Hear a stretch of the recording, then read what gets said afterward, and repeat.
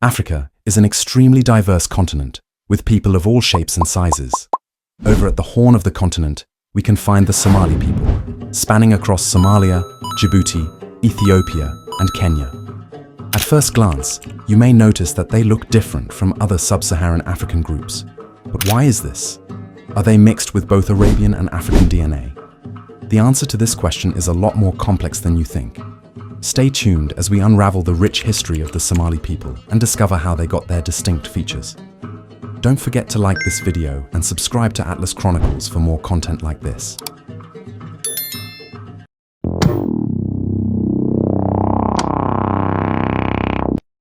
Somalia currently has a population of about 19 million, with around 85% being ethnically Somali. However, there are an estimated 35 million Somalis globally, with a significant population in countries like the United Kingdom, the United States, Sweden, and neighboring countries. So there is a strong chance that you have encountered someone who has Somali roots. You may have noticed that they have distinctive features, compared to a quintessential West African, for example. Usually, Somali people have higher cheekbones, narrower noses, tighter skin, and looser curls. It's not just the facial features that sometimes distinguish Somalis from other Africans. It is also common for Somali people to have a tall and slender frame. You may be thinking, how did ethnic Somalis get these unique features that differ from those of their nearby countries? Well, the story of the Somali people starts in the Horn of Africa, one of the oldest inhabited regions in human history, with some of the earliest evidence of human ancestry comes from this region.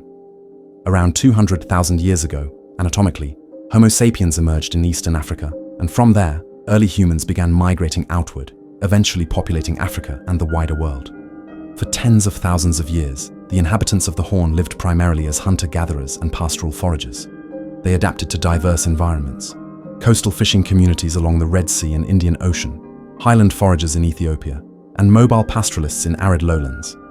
There is rock art found in Somaliland and Ethiopia, depicting cattle, hunting scenes, and ritual life, providing insights to early belief systems. Around 6000 BCE, climate shifts transformed the Horn of Africa. As wetter conditions receded and aridity increased, many communities transitioned toward pastoralism, domesticating cattle, goats, and sheep. These conditions also played a crucial role in altering the appearance of these inhabitants.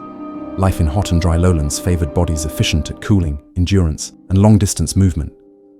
Taller and more slender builds are more desirable to adapt to these climates, which may be the reason why many Somalis today have this body type. Also, in hot, arid climates, a narrower nasal passage helps regulate airflow before it reaches the lungs.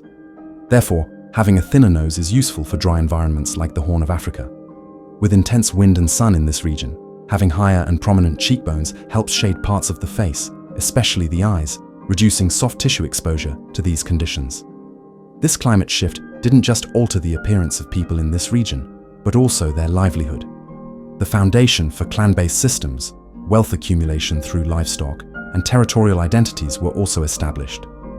These social and economic changes also encouraged population growth and long-distance interaction. Trade networks began to emerge, linking inland communities with coastal ports and neighboring regions along the Nile Valley and southern Arabia. Languages may have also spread through this migration. Early Cushitic-speaking populations dominated the region before Semitic-speaking groups arrived from southern Arabia. However, rather than replacing existing populations, these movements often resulted in cultural fusion. Archaeological and genetic evidence suggests long periods of coexistence, intermarriage, and shared traditions contributed to the Horn's layered identities. By the late prehistoric period, these ancient foundations set the stage for the rise of early states, such as the land of Punt, and later, the kingdom of Dimt and Aksum. For many centuries, this region remained isolated, maintaining the same clan system and agricultural traditions. Despite disputes, many people outside this region were still coming for trade, and Somalis still held on to their unique cultural identity. In fact, when Islam arrived in the 7th century, it may have strengthened the identity of the Somali people. In the 7th century, many Arab and Persian Muslim merchants sailed regularly to Somali ports, while Somali traders themselves traveled to the Middle East, primarily Yemen. These merchants didn't only share goods, they shared religious practices and Islamic social customs. Because Somali society already values trust, honor, and kinship, Islam fits naturally within the existing norm. Coastal cities like Berbera and Mogadishu became early Islamic centers. The Somali language absorbed Arabic influences, but remained structurally distinct, preserving cultural identity. Over time, Islam spread more inland, quickly becoming an embedded religion for the Somali people. Between the 10th and the 15th centuries, Sufi scholars traveled across Somali territories and taught Islam in accessible, local forms. Sufism resonated strongly with the Somali oral culture. Poetry, storytelling, and devotional practices made Islam culturally compelling for the Somali people.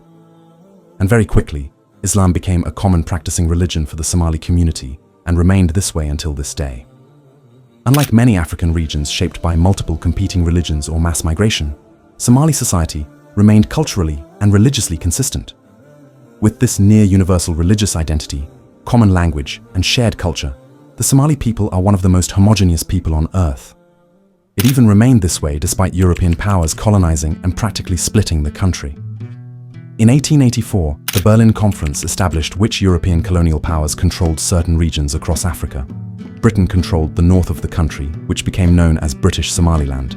Italy took control of the southern regions, which became known as Italian Somaliland, and France occupied what became Djibouti. Despite being under the control of European rule, the Somali people remained resilient and preserved their cultural identity. European colonial administrations struggled to govern Somali society effectively. This was because the Somali clan system, governed by Zir and mediated by elders, did not conform to centralized bureaucratic rule. Colonial powers attempted to appoint chiefs where none traditionally existed, replace Zir with colonial courts, and fix mobile populations into sedentary settlements. These efforts largely failed or produced shallow control. Real authority remained with clan elders and religious leaders, limiting colonial penetration. This colonial disruption also provoked the dervish movement led by Sayyid Muhammad Abdullah Hassan. The dervishes framed their struggle in Islamic and anti-colonial terms, uniting diverse Somali clans against British, Italian, and French forces. Despite the Somalis being defeated by the Europeans' advanced weaponry and aerial bombardment, the movement left a powerful legacy of resistance and unity. For the first time, large numbers of Somalis imagined themselves not only as clans, but as single people facing a common external threat.